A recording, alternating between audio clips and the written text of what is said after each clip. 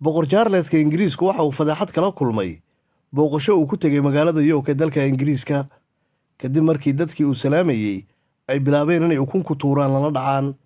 inkastoo boqorku uu ka badbaaday ukuntaas inay jirkiisa taabato, haddana waxay ku qarxday dhulka meelan sidaa uga fogeyn.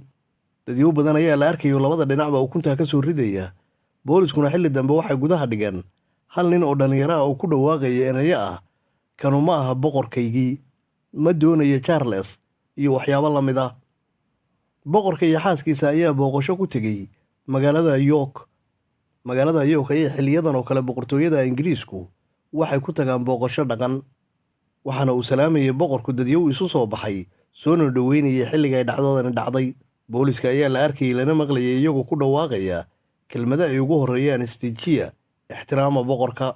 ankay dadyo dhowr oo isku dayay inay booliska caawinaad iyo garab siiyaan oo ay ka shakiyeen boolisku, iyagoo cid walba oo ka soo agdhowaata dib isaga riixayay.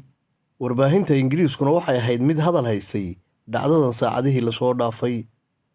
boqor Charleska Ingiriiska ayaa waxa uu yahay nin aan jeclayn dadyo badan oo dalka u dhashay, waxaana jira dadyo badan oo ku nacay boqorkan qaabkii uu la dhaqmi jiray xilligii uu Diana qabay. Diana ayaa waxay ahayd xaaskii uu hore u qabi jiray, waxayna u dhashay 2 carruur ah.